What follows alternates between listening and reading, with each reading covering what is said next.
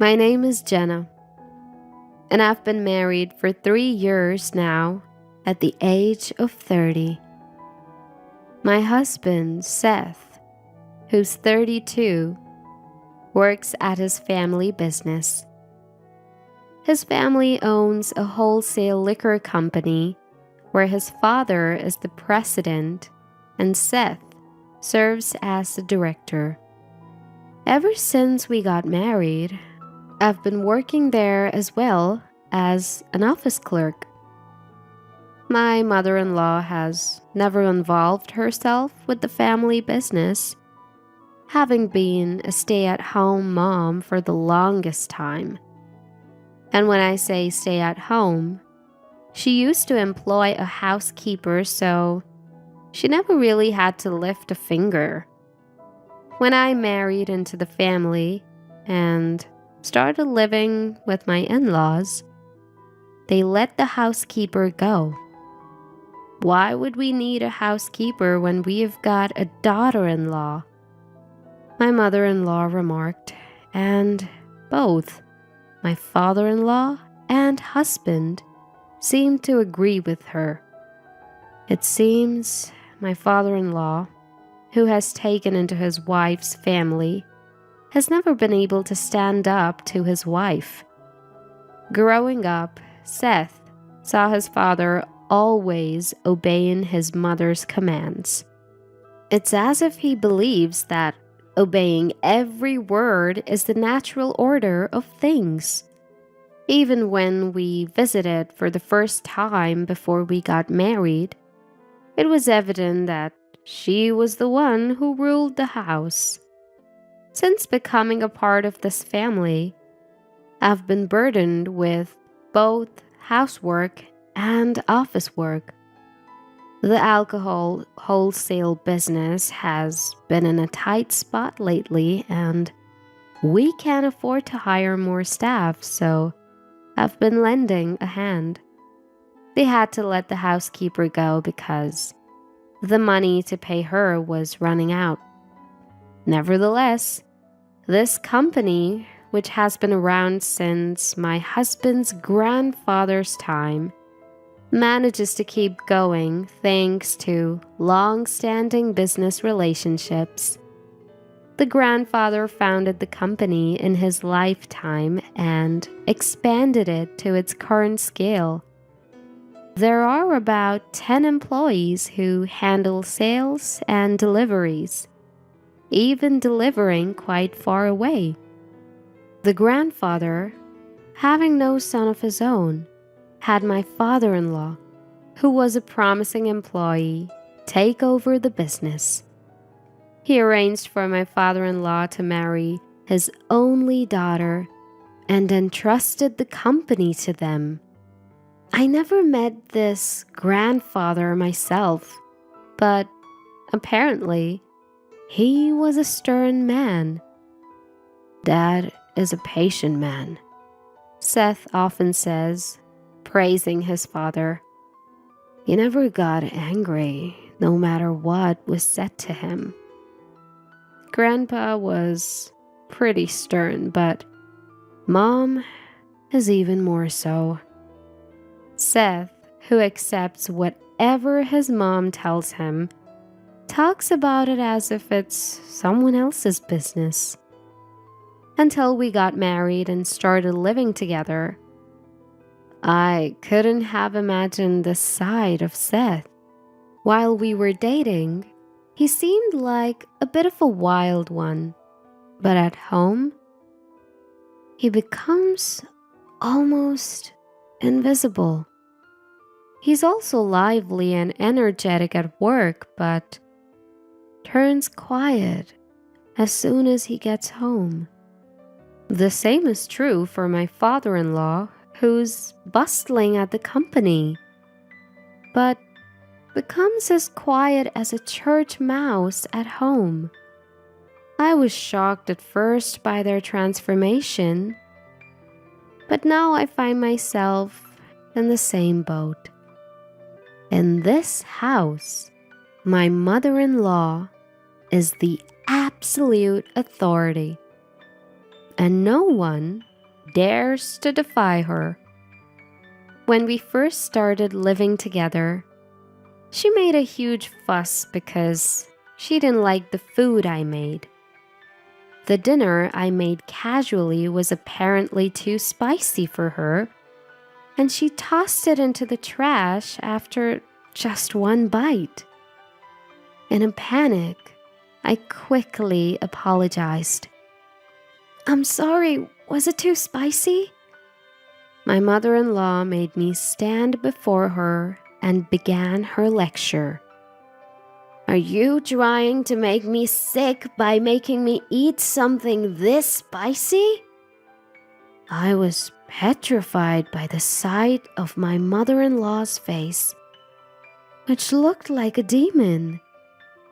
Seth and my father-in-law stopped eating their meals and sat rigidly, their eyes cast downwards.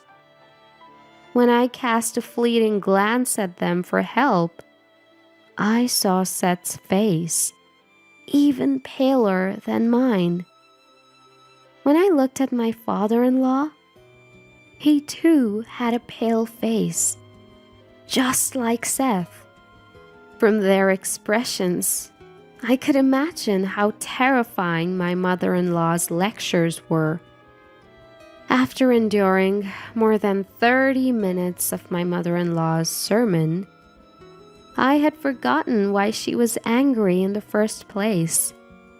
Even my angry mother-in-law seemed to have gotten hungry and ended up eating the meals I made. Seth and my father-in-law have always lived with my mother-in-law, so they've learned to live quietly at home. That's when I started to regret marrying into such a formidable family.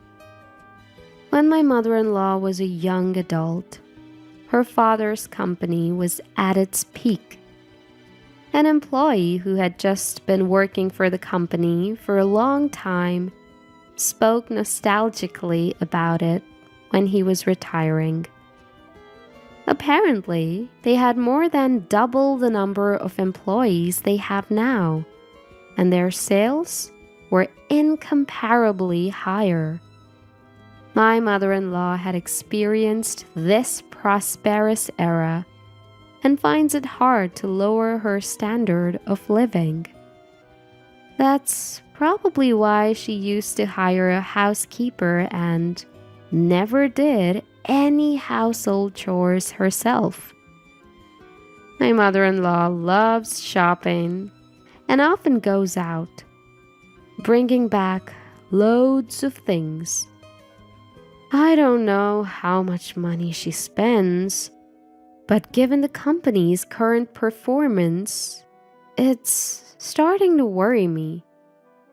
Seth and my father-in-law don't say anything about her shopping, so I keep my mouth shut too. If I made an ill-considered comment, I might get a lecture that lasts longer than 30 minutes. Before I knew it, I had started to think like Seth and my father-in-law. For about a year after our marriage, I was fully occupied trying to get used to the lifestyle in my husband's family and the work at the company. By the time 2 years had passed, I was facing a bigger problem. We were unable to have a child. Particularly, in my mother-in-law's mind, was her experience of not having a son in her father's generation and having to take in a son-in-law. She worries that the same thing should not happen in Seth's generation. As we approached our 3rd year of marriage, she started to make sarcastic comments every chance she got. "When are you going to give us an heir? You didn't marry into this family to be an office clerk." Even the sight of a baby on TV would set her off. "There are so many babies in the world. Why don't we have one here?" She'd glare at me. Seth and my father-in-law would disappear whenever this topic started.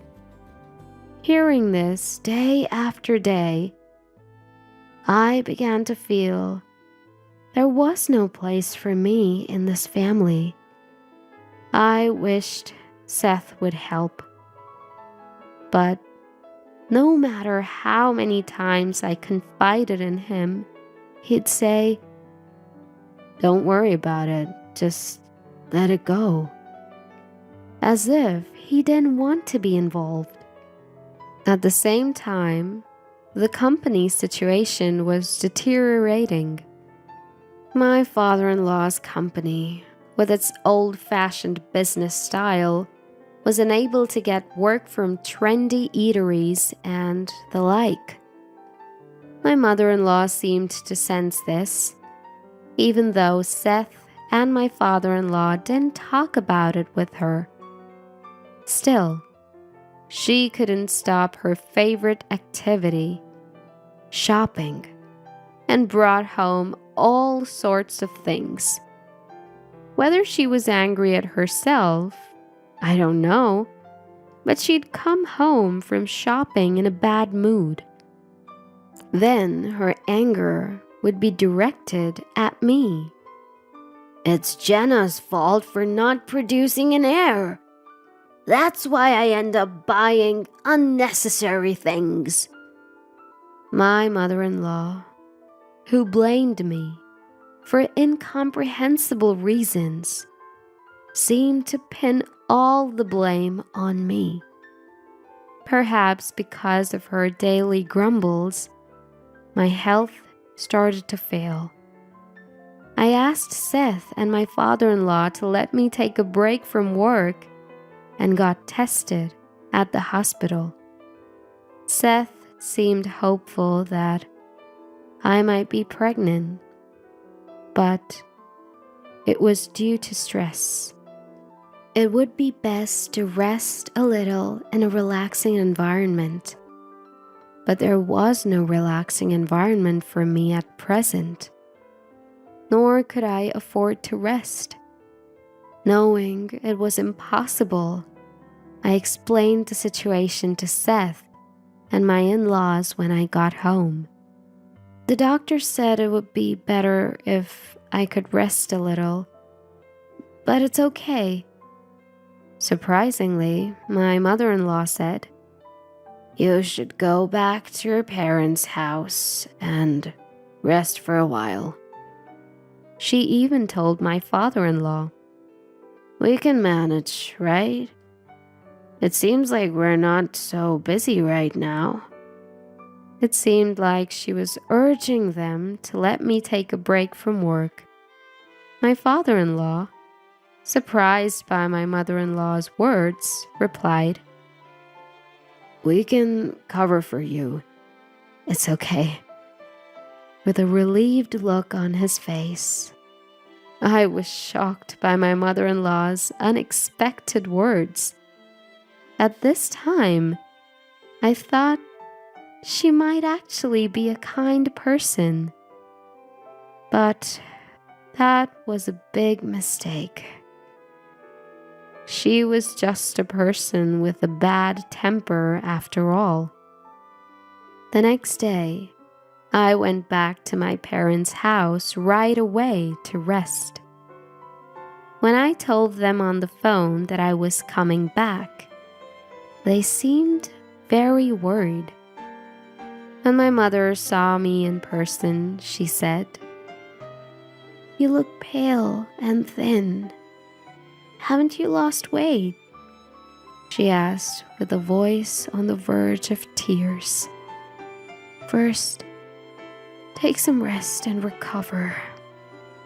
My father also welcomed me. He seemed to understand everything from my expression. He must have understood that things weren't going well with my in-laws, because stress was the cause. I felt bad for worrying my parents by coming back home.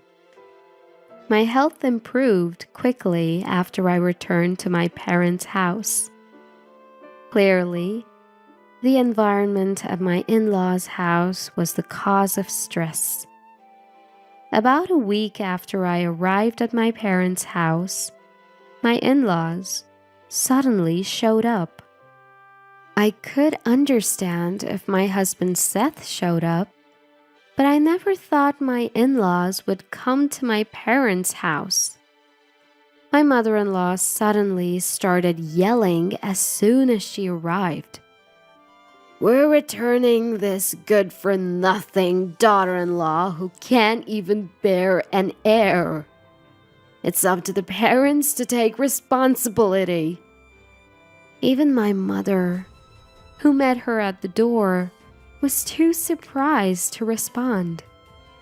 My father rushed to the entrance and challenged her. "I can't let it go if you call my daughter a failure. What do you mean?" My mother-in-law fought back when my father immediately rebutted her. 3 years into marriage and still no baby. What's more, she's weak and can't work." My mother, finally regaining her composure, counterattacked. "Isn't Seth also responsible for not having a child?" My mother-in-law dismissed her with a snort, making baseless excuses. "There's nothing wrong with Seth. The problem lies with your daughter." My father, maintaining his composure against my mother-in-law's unreasonable remarks, said, "If you insist on that, we'll take our daughter back. Are you fine with Jenna leaving?" I, who didn't want to face my mother-in-law, was watching the situation from a place where they couldn't see me. My father glanced at me for confirmation.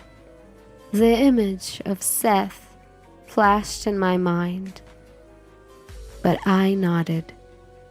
Seth hasn't visited me once since I came back home, and he can't stand up against his mother's remarks. There's a limit to calling someone a failure or trying to return them like some defective product. From now on, we'll have no relation with you. Please remember that." My father responded very politely. My father-in-law, hiding behind my mother-in-law, seemed like he wanted to say something. However, my mother-in-law cut him off. "We'll send the failure of a daughter-in-law's luggage later. We'll hire a divorce lawyer too." With that, my in-laws, who glared at my parents, left. "Why didn't you say something more to such rude remarks?" My mother, this time, turned on my father. Calming her down, he said, "There's no use talking to that woman. Don't worry. We'll make her realize her mistake through our actions, not words." My mother, not understanding what my father meant, was still furious. I, however, understood immediately. My father-in-law also knew, which is why he tried to say something. My father runs a restaurant chain and has a business relationship with my father-in-law's company. As someone who used to work in administration, I knew this. In fact, it was my father who introduced me to Seth. He had been doing business with my father-in-law's company since the time my grandfather-in-law was the president. My father's company, which started from a single store and struggled at first, received help from my grandfather-in-law. To this day, with a significantly larger number of stores, he procures all the alcohol and beverages from my father-in-law's company. To be honest, it seems cheaper to source from elsewhere, but they continue trading out of gratitude to my grandfather-in-law. Given that my father's company also runs an affiliated pub, it's a big account for my father-in-law's company. My mother-in-law, who didn't know about this, was able to maintain her attitude towards my father. The next day, my father called my father-in-law's company and told the person in charge, "We're ending all transactions with you." The flustered person in charge immediately reported to my father-in-law and Seth. My father-in-law, who had not anticipated that all transactions would be stopped, finally lost his temper with my mother-in-law. "Because of you, we have lost a major business deal." The normally gentle father-in-law's fury and the loss of a major deal seemed to have shocked my mother-in-law. "What? It's because of me?" My father-in-law explained to my mother-in-law that I am the daughter of a major client. When Seth and I got married, this was brought up, and my father-in-law thought my mother-in-law remembered it. She, who didn't care about business, had completely forgotten and only then remembered. "Now that you mention it, I vaguely recall something about it when Seth was getting married." Finally, grasping the severity of the situation, my mother-in-law was flustered. Seth also lashed out at her. "What were you thinking? Deciding on Jenna and my divorce on your own?" I had reported to Seth about my mother-in-law demanding a divorce from me. "I don't want a divorce. Moreover, if things continue this way, our company will collapse." Given that my father's company is a large client and profitable, if the transactions stop, they wouldn't be able to manage the business. Presently, all trading partners are demanding lower prices and they're hardly making any profit. My father's company, due to the relationship between my grandfather-in-law and my father, hadn't requested any price reduction. Such a relationship of trust seemed to be the only reason why my father introduced Seth to me.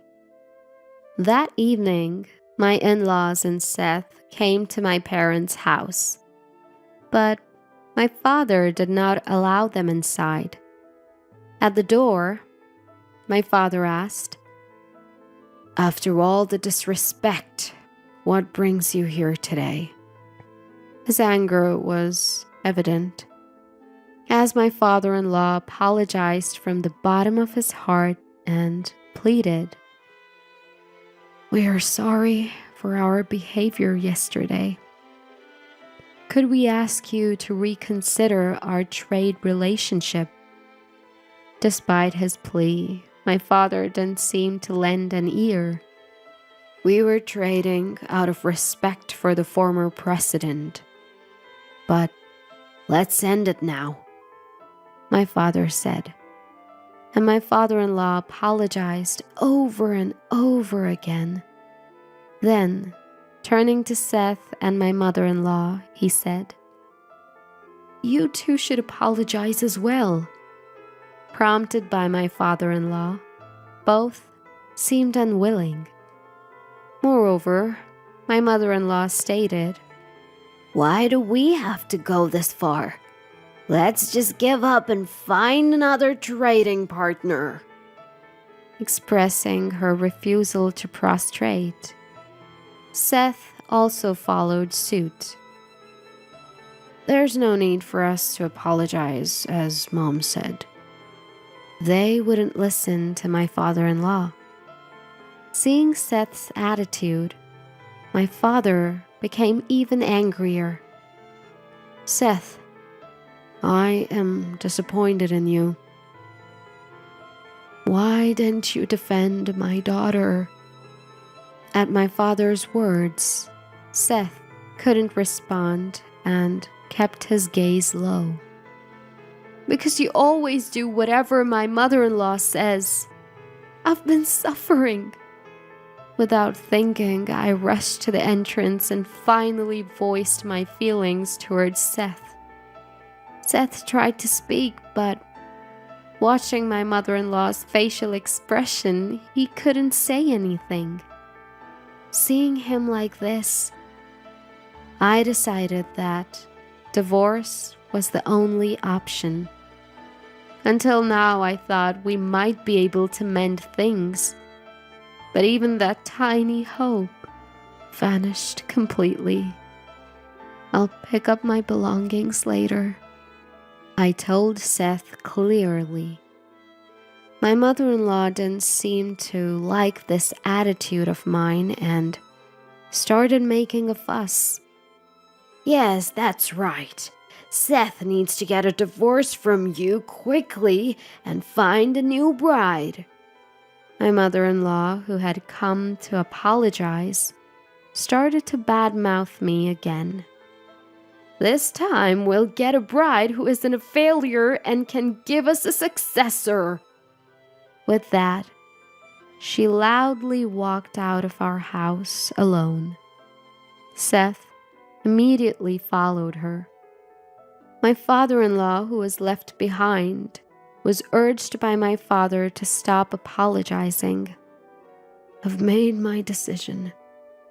I'm going to close the company and leave the house. Surprising both my father and me. Is your business situation that bad? My father asked, and my father-in-law responded with a bitter smile. I've been considering closing down the company for a few years now, due to continued losses. While I knew their situation was tough, I didn't think it was that serious. I worked hard to leave the company to my son, but it was all in vain with him behaving like this, hunching his back as he left. The next day, when I went to pick up my stuff from my in-laws' house, nobody was there. As I was moving my belongings and about to show up at the company, I found a great uproar. Creditors who heard rumors of the bankruptcy were swarming, and my father-in-law and Seth were handling them. I left without greeting anyone. A few days later, my father-in-law's company declared bankruptcy. My mother-in-law, who had a large amount of debt, filed for personal bankruptcy and ran away with Seth. It seems Seth intends to follow his mother wherever she goes. My father-in-law is looking for re-employment for the remaining employees. I wish Seth could have thought about the employees until the end like his father did. Back home for a rest. I became well again. I never thought I would get a divorce during my convalescence. Seeing me depressed after the divorce, a friend who was worried about me introduced me to a man. This man, who has firm beliefs, captivated me. After about a year of dating, we got married, and we were blessed with a baby. When I got pregnant easily, something I had been hoping for so long. I thought the problem must have been with Seth. Now, I can laugh about it. But at the same time, I was so troubled that it affected my health. Perhaps a peaceful environment was good for me. In any case, now I can't wait for the arrival of our baby.